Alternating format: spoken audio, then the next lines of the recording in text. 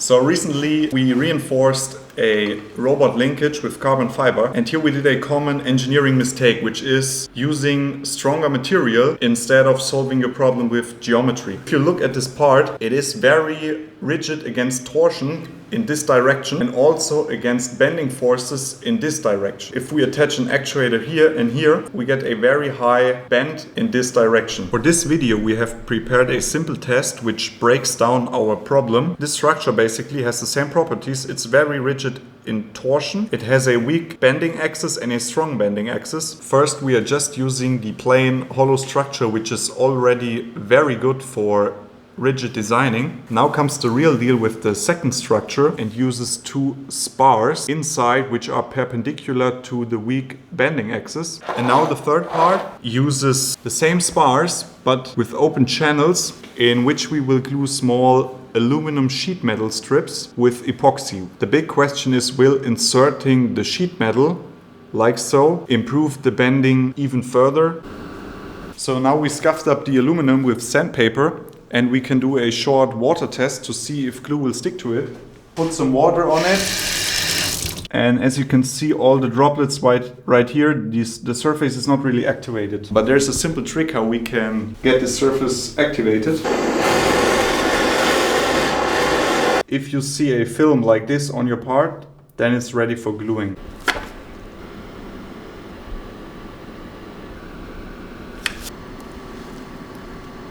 The epoxy part is cured.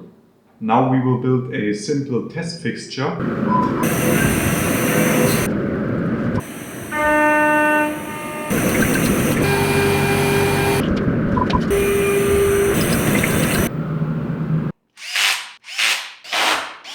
Okay, so here you can see the test setup. On this screw there will go weights. We have a laser pointer right here. And so for each weight I will draw a point right there to compare the three different test pieces.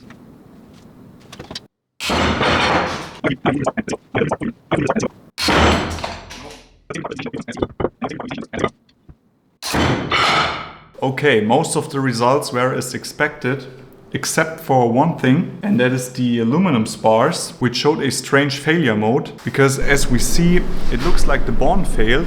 However, there wasn't really a bond at all. So I guess it has to do how we inserted them with the glue. And I have learned this in the past when I designed these carbon connectors for pipes. And what I did here was I embedded gluing channels in the part so that when applying the glue you get a full bond. We will incorporate the same channels like in the connector in a next test part, glue it together, and then repeat the test.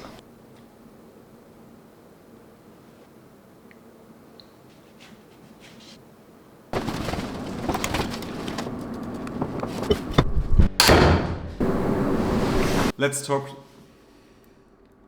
Just by adding small 3D printed features, you can greatly increase strength and stiffness. Second, if you want even more, you can additionally increase it with very cheap sheet metal and some common epoxy glue. Third, the quality of the bond has not too much influence on the stiffness, but more on the strength of the part. What you can see here is that the good bond part was the only one that could withstand 17.5 kilograms, but the test fixture failed here, so I don't have a point in the graph. And what we learned from the last part was 1 millimeter of aluminum sheet metal is weaker than the glue bonding to the 3D print. Okay, so this right here is the part that we are going to reinforce, and we want to 3D print it for the organic shape, but increase the stiffness.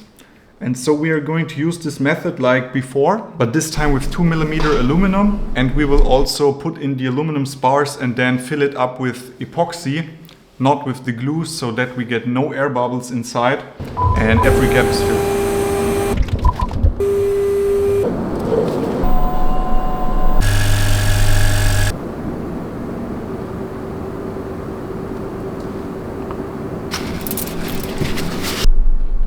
We will now do a short displacement test. I'm not so keen to destroy this one because I want to use it in the real robot. That's why we will look at the relative displacement reached at the desired payload.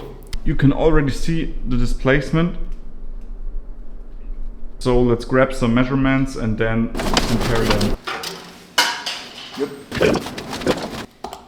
3D printing and sheet metal are a dream team.